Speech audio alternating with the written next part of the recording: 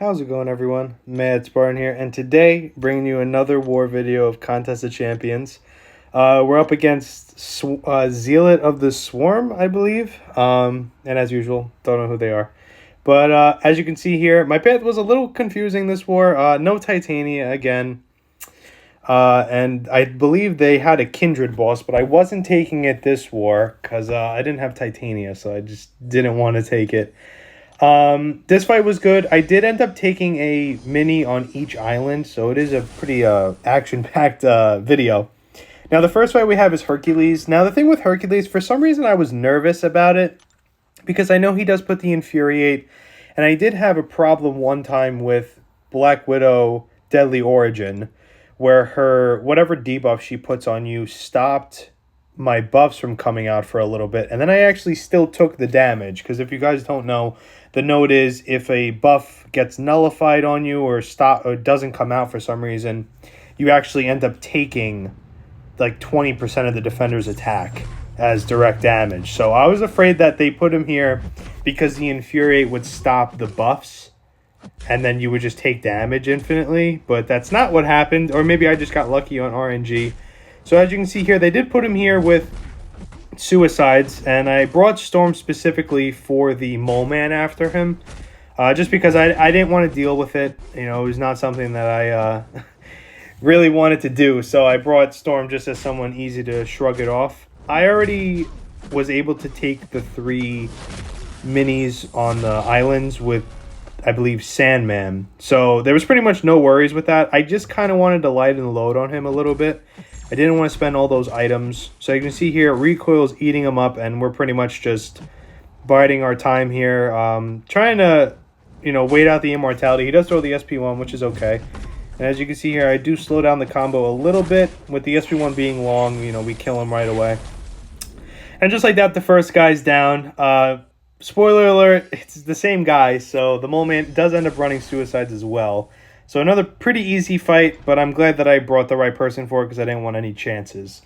We do end up taking an aggressive regen Sasquatch, one eye open Wiccan, and another hazard shift Wong. So it's a pretty good war.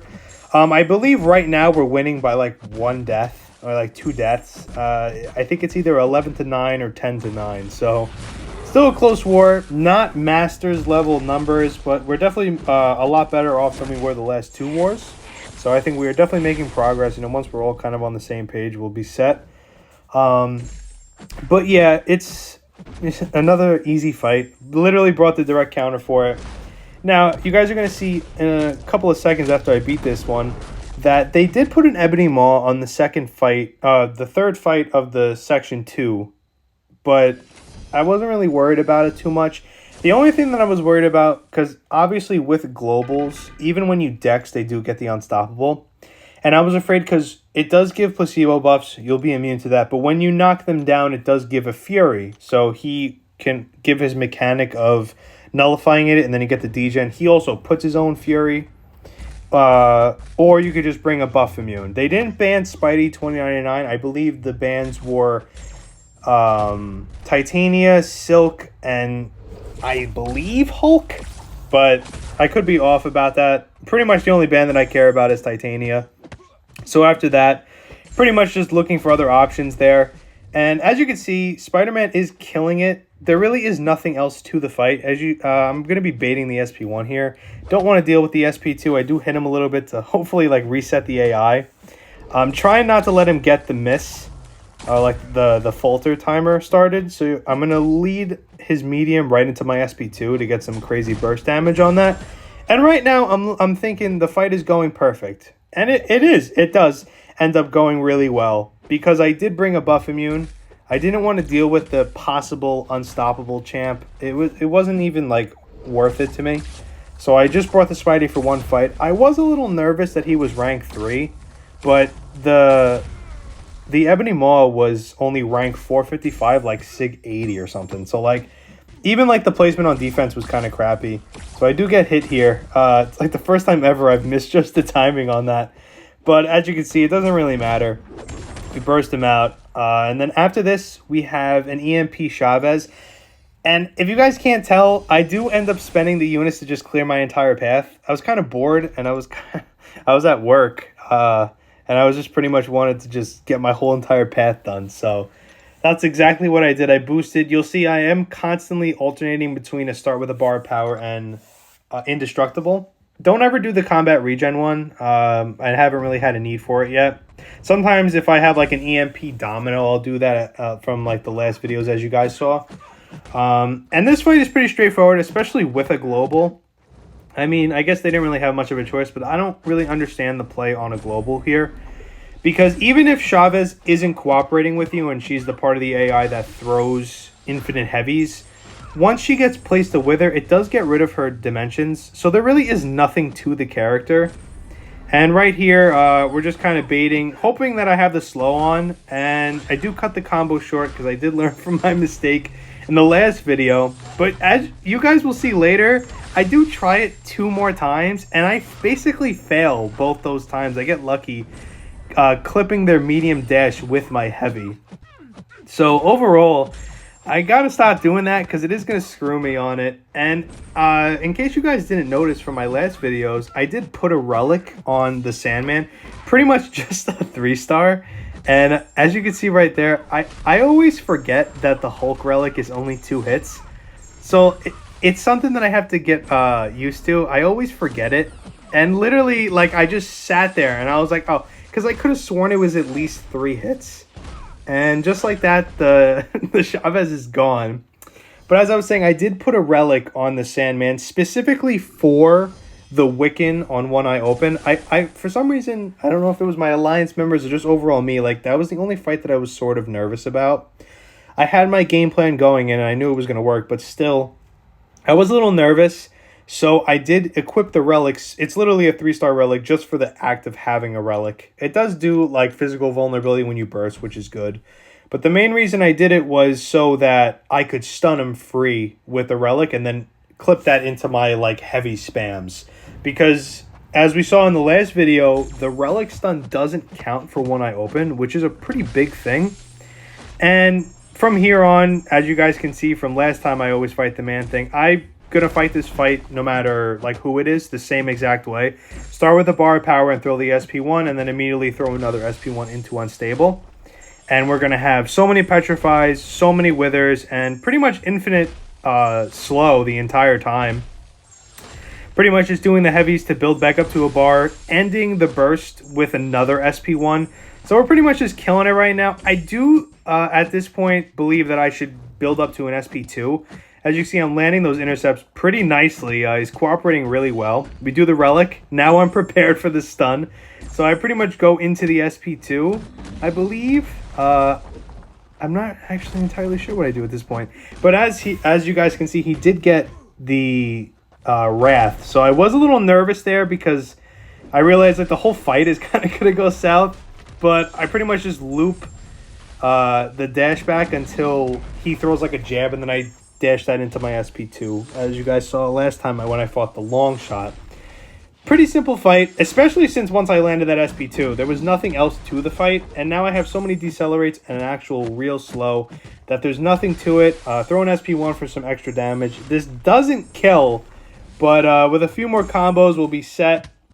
And just like that, the Sasquatch is down. It did get a little messy when he got unstoppable, but I just kept my distance so I wouldn't renew the dex and then threw the SP2 immediately. And just like that, he's done. Now, as you guys can see, I am fully healing because I need to. I get nervous if I don't. And this is the One Eye Open Wiccan. I think the thing that they were going for here is he's the global. I don't even know. You got to knock him down, but like he doesn't. It wasn't a good placement. Because when you knock him down, nothing really happens to him, so there's no, like, negative factor to knocking him down. You can stun him. I mean, I guess besides One Eye Open, there's really nothing else that the fight offers. And also, because I'm using a global, even if he does manage to get an Incinerate off, I don't actually take any damage from it. So as you can see right here, I did get the passive one. If I get, like, a real Incinerate, I actually willpower regen back to 100. So I was very happy about that.